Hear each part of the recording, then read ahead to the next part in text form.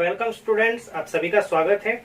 और आज हम जो सीरीज लेकर आ रहे हैं उसका नाम है एप्लीकेशंस ऑफ गॉस थ्योरम। यहाँ पर हम समझेंगे कि गॉस थ्योरम की हेल्प से हम अलग अलग स्टेट में इलेक्ट्रिक फील्ड की इंटेंसिटी कैसे फाइंड कर सकते हैं। यहाँ पर गॉस थ्योरम की हेल्प से हम 4 तरीके के ऐसे एप्लीकेशन है जिसमें हम इलेक्ट्रिक फील्ड इंटेंसिटी फाइंड कर सकते हैं। तो आइए आज हम बात करते हैं उसी में से एक केस की, जिसका नाम है electric field intensity due to long straight charged wire. Student, इसमें हम एक लॉन्ग चार्ज वायर यहाँ पर कंसिडर करेंगे जिसकी लेंथ L है, और हमें यहाँ पर इस लॉन्ग चार्ज वायर के थ्रू जो इंटेंसिटी होगी उसे हम किसी पॉइंट पर कैलकुलेट करेंगे। सपोज अगर यहाँ पर हमें इस इलेक्ट्रिक फील्ड को फाइंड करना है, तो सबसे पहली बात, अगर हम गॉस थ्योरम से इससे प्रूफ कर रहे हैं तो यहाँ पर एक चीज हमें ध्यान रखना है कि जिसकी भी हमें इलेक्ट्रिक फ्लक्स को हमको कैलकुलेट करना होता है, तो अकॉर्डिंग टू गॉस थ्योरम हमें उन चार्ज के अराउंड एक गॉसियन सरफेस ड्रॉ करना होती है। तो यहाँ पर अगर हमें एक लॉन्ग स्ट्रेट वायर है, अगर इस पर इंटेंसिटी कैलकुलेट करना है, तो सबसे पहले हमें इस वायर के अराउंड एक गॉसियन सरफेस ड्रॉ करनी होगी।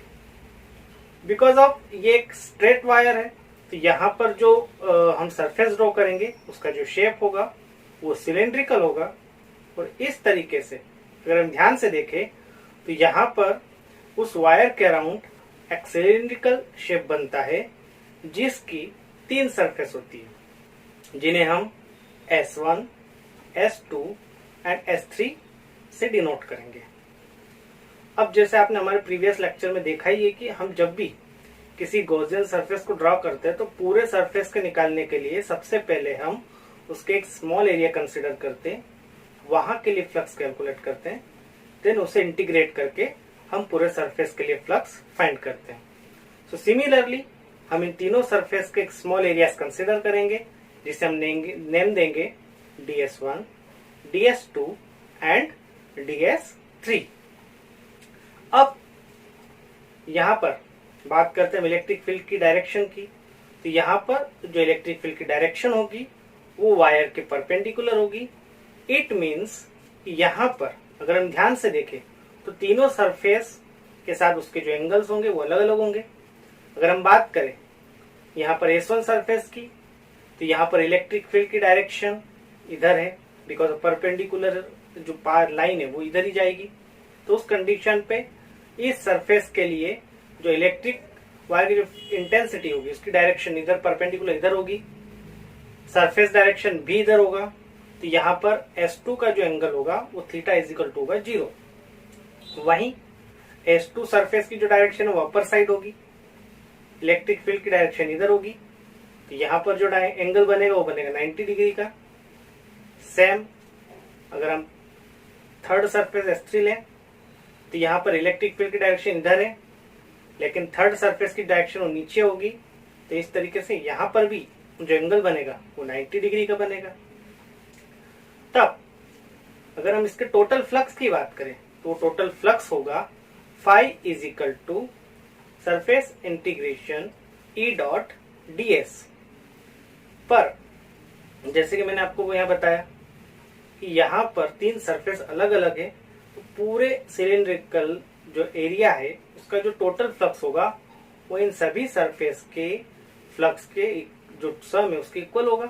तब जो पूरे सरफेस के लिए टोटल जो फ्लक्स होगा वो होगा phi is equal to surface integration S1 E dot ds1 plus surface integration of S2 E dot ds2 plus surface integration of S3 E dot ds3।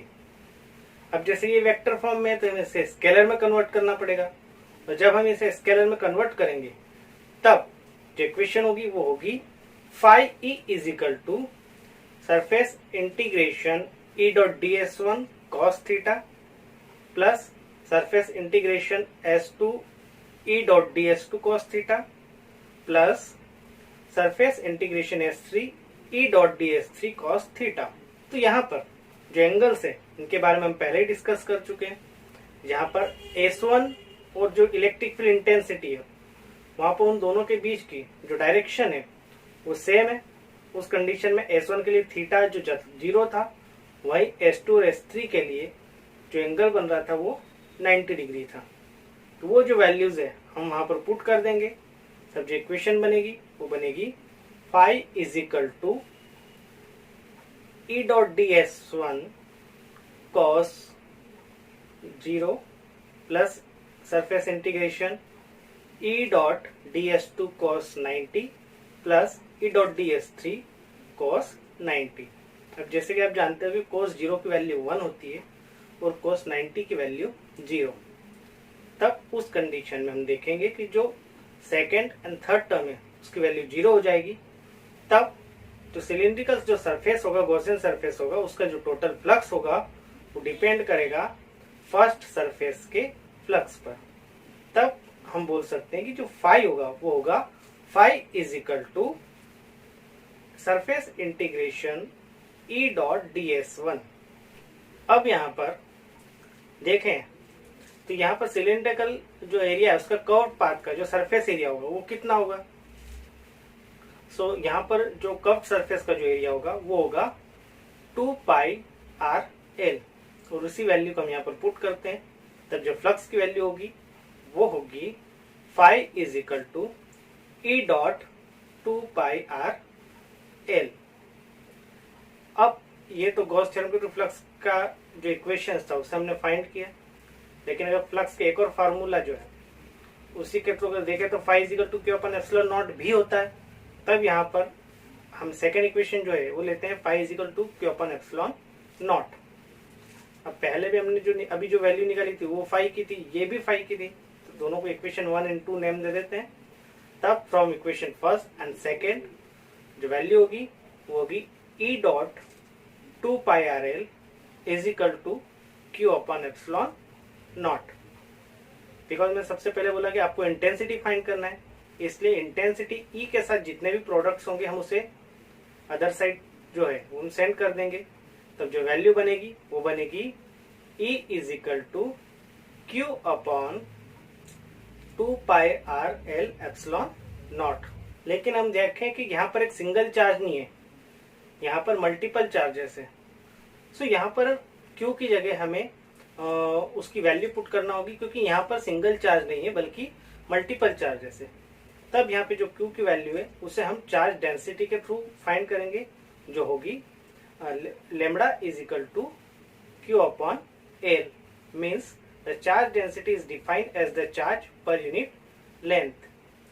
अब यहाँ पर जो अपॉन में जो एल है इक्वल को उधर जाके वो प्रोडक्ट में होगा। तब जो चार्ज की वैल्यू होगी Q is equal to lambda L, और इसे हम अब इस इक्वेशन में पुट करते हैं। तब जो इक्वेशन होगी वो होगी E is equal to lambda L upon 2 pi R L epsilon nought. अब यहाँ पर जो है एल से एल कैंसिल हो जाएगा। तब जो इक्वेशन होगी वो होगी E is equal to lambda upon 2 pi R epsilon nought. और ये जो इक्वेशन है ये with the help of Gauss theorem एक स्ट्रेट वायर पे जो मल्टीपल चार्जेस होंगे उसके थ्रू जो इंटेंसिटी होगी किसी पॉइंट पर उसका एक जो इक्वेशन है वो बन जाती है, जिसे मेजर करने की जो एसआई यूनिट होगी वो होगी न्यूटन पर कूलम। तो चलिए अब अगले वीडियो में हम बात करेंगे इसके सेकेंड एप्लीकेशंस के बारे में।